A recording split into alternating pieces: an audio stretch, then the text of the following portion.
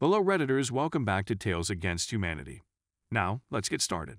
In today's episode, I already informed you that I don't want your service. Hi there, decided to share another story with you. I'll start with a bit of a backstory again. Our customers are paying in advance. We have money-back policy for newly purchased products, but not for renewals. We try to find other ways to compensate our customers if they renew a package and in 2 months they don't want it anymore, but not direct refunds. All of that is explained in our T&C, which of course nobody reads. We are sending invoices a month before the renewal dates to give our customers time to decide if they still want their package and slash or sort out payment issues. For example, expired credit card. Also, we are sending them info how they can cancel a product if they don't need it anymore. If they have difficulties and questions, they have listed ways to contact us. All of this information is included in the emails with invoices. Now, cut to my conversation with a customer. Let's call him Ben. He won't be named. Ken, since he was a nice guy. He gave me a headache. Yes, but he was nice. I don't know how old was Ben, but he didn't sound old. Maybe in his 40s or 50s. I'll skip verification lines in our conversation. Me. Thank you, Ben. How may I be of assistance? Ben, you taken money from my card, even though I told you I don't want your package anymore. I want them back. Me. When did you contact us about that? I can't find any cancellation requests for this service. Ben, I told you on the day I received your invoice. Me. Okay, let me have a look at your notes. Fine. If Ben contacted us and a colleague advised that the product is canceled, without actually processing cancellation, this would be on us and I might be able to do something about that. Didn't find notes about the customer contacting us recently, maybe he opened a ticket. No, newest ticket was about 1 year old. No trace of Ben requesting his service to be canceled so far, let alone proper cancellation request. Okay, so there is still a chance he gave us a call maybe and a colleague didn't leave a note. That happens sometimes, no big deal, as long as I get some details, approx. Date of contact and supervisor can check call logs. Me. Hey Ben, can you advise me how did you requested the cancellation of your service? I can't find any recent information about you contacting us. Ben, I wrote you a letter now, I am thinking he just replied to the no reply email from which invoices are sent. Happens all the time, but if that is the case, sadly, not much I can do about it. Me. I see, but if you replied to the automatic email, we never received it. If you open the email, you will see that we are suggesting how you can contact us if you have any difficulties to request cancellation of your service. Ben, no, I didn't send an email, I wrote you a letter. Me. How did you send that letter to us?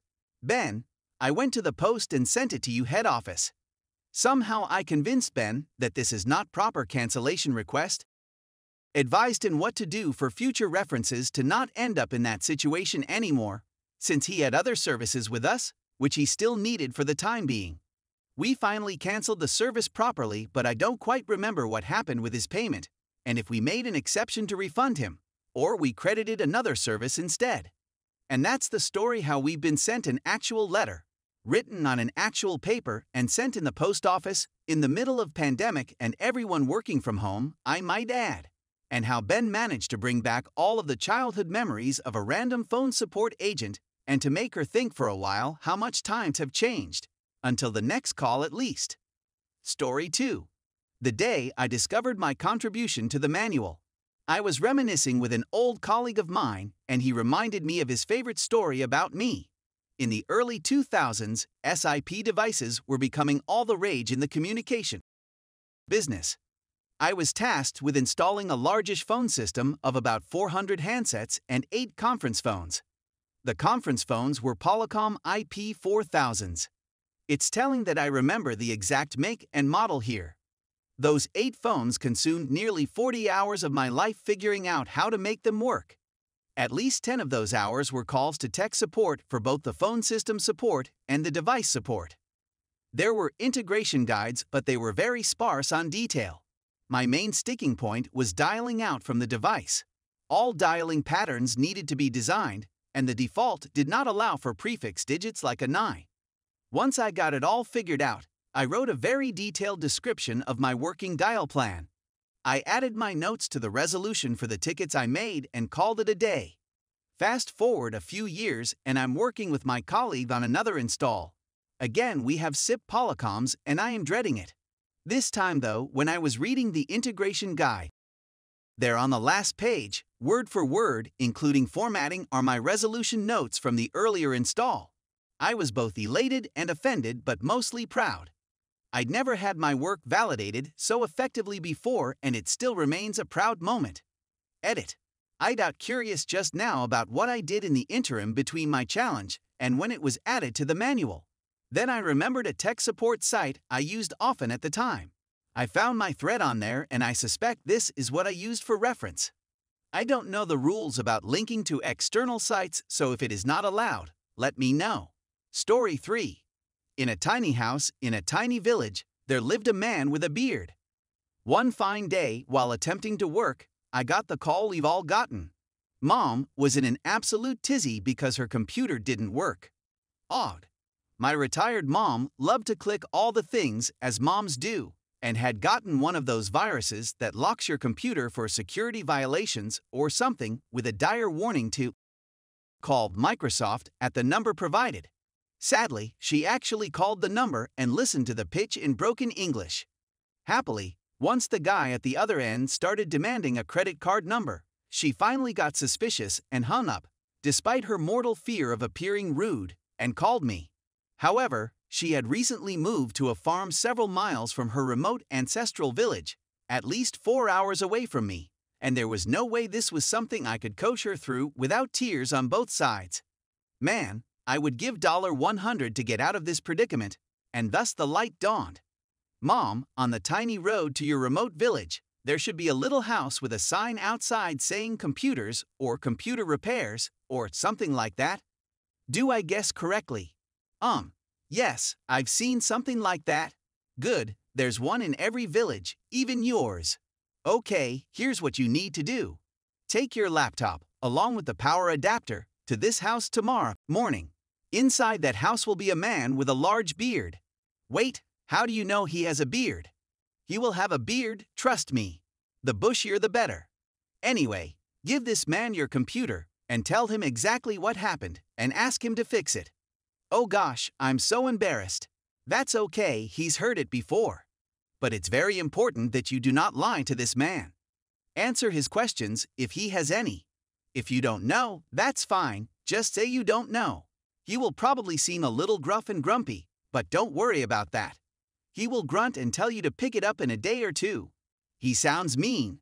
No, he's not mean. Just well, that's how the best computer people are sometimes. He's probably not really a people person. Oh, like your father was. Ooh, yeah. Anyway, pay the man with the beard. It will probably be about $100, and then follow his instructions. He'll install software to make sure this doesn't happen again, so make sure you read and do what it tells you. And lo, dear readers, so it came to pass, exactly as predicted in every detail. Tiny house, gruff man, wildly majestic beard, $1.99 and all. Mom had her computer back in a day or two with a clean Windows install and a decent AV installed. Mine was not the only mom in the village who clicked all the things. Even better, she returned to Beard Guy when she needed other help and followed his advice when it was time to upgrade. Thank you, bearded man. Story 4. I smell smoke. Call IT. I work for an MSP and this just happened to us here. Cast SC. Service Coordinator OM. Client Office Manager SS. Summer student at my office FF. Firefighters, there were 3 total, but I'm treating them as one. Me SC gets a call from one of our clients while I was on the phone with someone else. I hear little snippets of the conversation and I get distracted. We smell smoke. We think our server is on fire. SC, hang on. You said that you smell smoke and you called us. Please call the fire department. Me will go there when he's available and assess what might need to be replaced. I hear a bit of this and I get off the phone as quickly as I can. SC confirms what I heard. I throw on my coat and tell SS to come with me. As I drive to site, I hear sirens behind me, but they were far enough that I couldn't see their lights, so I kept on driving to site. I'm telling SS on the way that this office doesn't have a server, all that they have is a network rack, as the server is at a different site, which we visited a few hours earlier.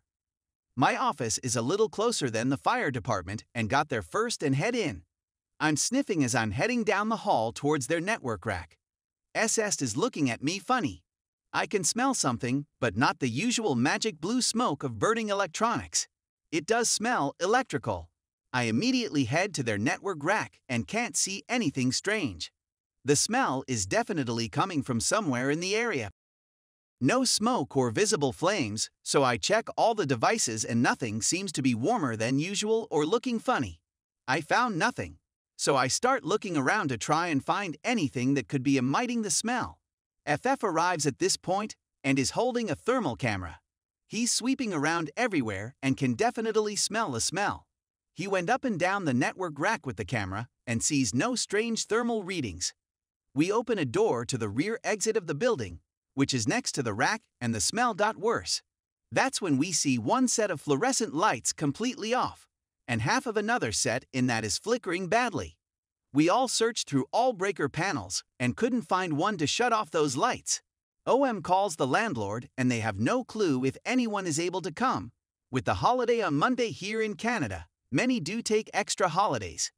FF gets told of this. He goes up the ladder, disconnects the bulbs, removes the ballast cover, and sees that it's starting to melt. He cuts the power to both lights and instructs OM to call the landlord once again to have someone here ASAP. I confirm with OM that no network equipment was damaged. I drove back to my office having a good laugh with SS, and with SC once we got back to the office and reported what was found.